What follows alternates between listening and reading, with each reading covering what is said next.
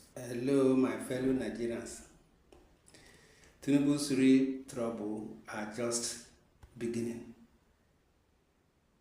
In light of his planned astronomical hike in petrol prices, euphemistically called subsidy removal, in 2023, which his opponents also promised to implement and cost Nigerians embrace as inevitable and desirable. I foretold the imminent social convulsion that is gathering momentum across Nigeria now. I can assure Tinubu that if petrol price hikes deepen people's misery, he will have a tough time governing. I wrote in my April 29, 2023 column.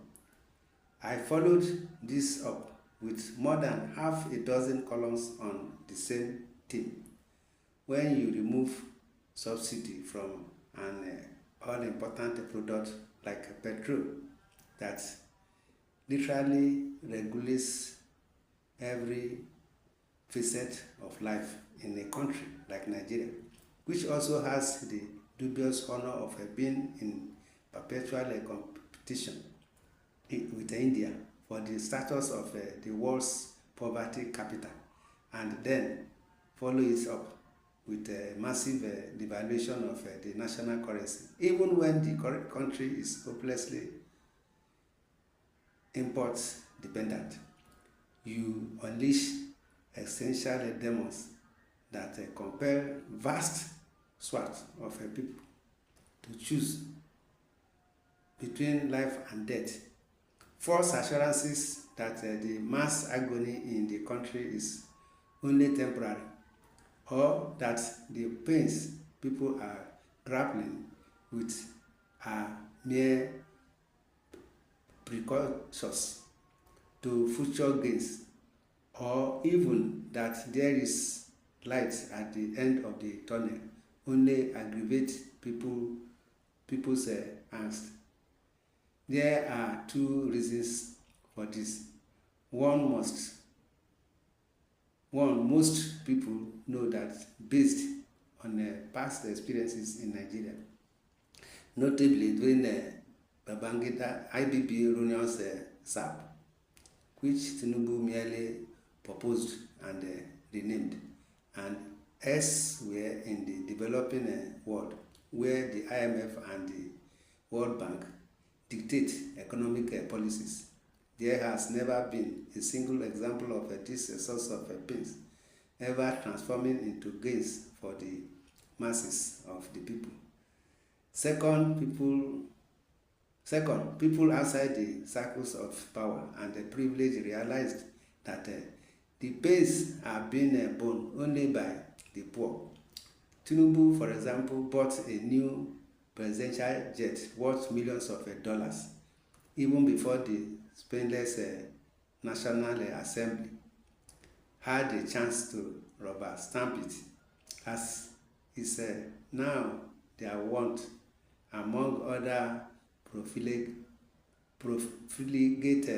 expenditures amid a biting economic downturn. People who are visiting darkness on the poor in the name of deferred light at the end of the tunnel are glowing in incandescent bulbs of illumination. And the people are intelligent enough to know that what awaits them at the end of this desolated tunnel isn't light. It is an inferno. It is a dreary snake bite of doom and gloom. When people come to this realization, no one needs to sponsor them to protest to banks of hunger they will feel are sufficient to sponsor them to protest.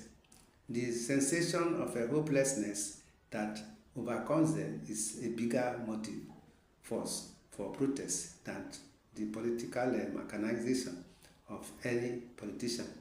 But even if it is true that opposition politicians are taking advantage of the mass discontent in the country to cripple the government and delegitimize it for their self-interest. That is not illegal. It is an intrinsic element of democracy for opposition parties to seize on the missteps of incumbents to display them. President Tinubu is in power today precisely because he mastered the art of instrumentalizing the missteps of incumbents to advance his political aspirations. As recent as 2012, he sponsored a destructive protest against former President Goodluck Jonathan that led to the deaths of protesters for precisely what he is doing to Nigerians now. No amount of persuasion or financial endorsement of traditional rulers, religious clerics, union leaders, or activists will get people to make peace with needless suffering occasioned by a self-centered, hard-hearted implementations of vicious economic policies that snuff the life out of the people, even if the planned protests are aborted. The predictable is only being postponed.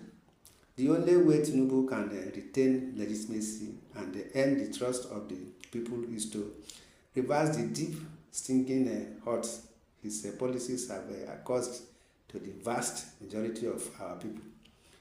People are no longer interested in progress or the renewal of hope. They just want Tinubu to take them back to where he met them, which was not an available state, and that is not too much to ask. In a February 10, 2024, column titled Hunger Protest, Why Tinubu Can't Govern Like Buhari, I said the spontaneous hunger induced eruption of sitting communal anger in Mina, Suleja, Kano, and Oshogbo were a warning sign that Tinubu couldn't afford to ignore. He ignored it. He is probably following the Buhari template of enacting unpopular policies and relying on the blind support of his worshippers to shield him from the consequences of his actions. But Tinubu has no such following, and I'm glad he doesn't wish his. Why I would hate for someone like Peter Obi or Rabiu Kwankwaso to be president. They are political cult leaders with unthinking, fanatical followers who lose their damned minds if you ask much utter the mildest critical remark about their gods, however factual it may be. Like Buhari's, they have abdicated their senses to their political gods. I reproduce here a portion of the column to remind Tinubu why he can't benefit from the kind of immunity Buhari enjoyed. Had the current president been Muhammad Buhari and not Bola Ahmed Tinubu, chances are that the worst that would happen amid the adversity people are going through now would be suppressed. Barely audible murmurs. It is because Buhari is a political cult leader with a firm grip on his followers who worship him and surrender responsibility for their lives over to him. Tinubu has no such appeal. A psychologist by the name of Steve Taylor came up with a concept he called abdication syndrome, which he said disposes people to invest total childlike trust in a political figure, a cult leader, and an opinion molder, etc., in ways that mimic how children idealize and idolize their parents as unblemished paragons of perfection. According to Taylor, abdication syndrome stems from the unconscious desire of some people to return to a state of early childhood when their parents were infallible, omnipotent figures who controlled their lives and protected them from the world. They are trying to rekindle that childhood state of unconditional devotion and irresponsibility.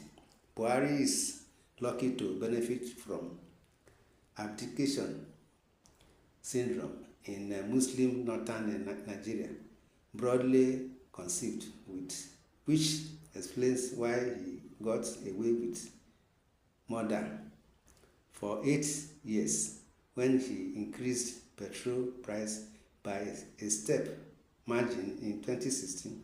For instance, there were protests in Kano, Bauchi, and other places in support of the increase and against people who planned to protest the increase. Nigeria had never seen anything like that before. Even protests against the inhabiting descent of northern Nigeria into a theater of bloodshed and abduction on Buhari's watch provoked counter-protests from people who have abdicated the use of their brains in the service of Buhari. Tinubu not only does not have the benefit of abdication syndrome anywhere in Nigeria, but he also has the moisture of having to contend with a peculiar character of Muslim northern Nigeria. He feels the pain of and reacts violently to bad policies only when the policies are hard and executed by people who have no affiliation with our natal region. It is no surprise that the hunger protests against the Tinubu administration started from and spread in the north, a powerful indication of Tinubu's lack of firm emotional support based emerged when Osun, his state of birth, where he lost the last presidential election to PDP's Atiku Abubakar, became the first southern state to join the hunger protest. Should the resistance to his punishingly heartless neoliberal economic policies ignite a nationwide confusion, the Southwest is unlikely to constitute itself as his bulwark. In fact, I hazard a guess that should Tinubu's unfeeling policies activate the sort of destabilizing national upheaval that we saw in 2012 during Goodluck Jonathan's administration, the Southwest won't be aloof.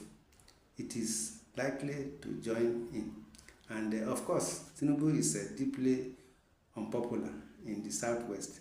The South and Christian Northern Nigeria, in other words, Tinubu is essentially floundering into the most treacherous of social quicksands.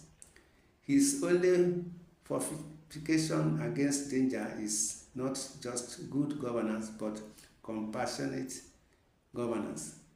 The release of thousands of metric tons of grains is a good first step, but it is not nearly enough to stem the tide of a mass rebellion that is brewing in the country. At least, at best, it will only delay the inevitable.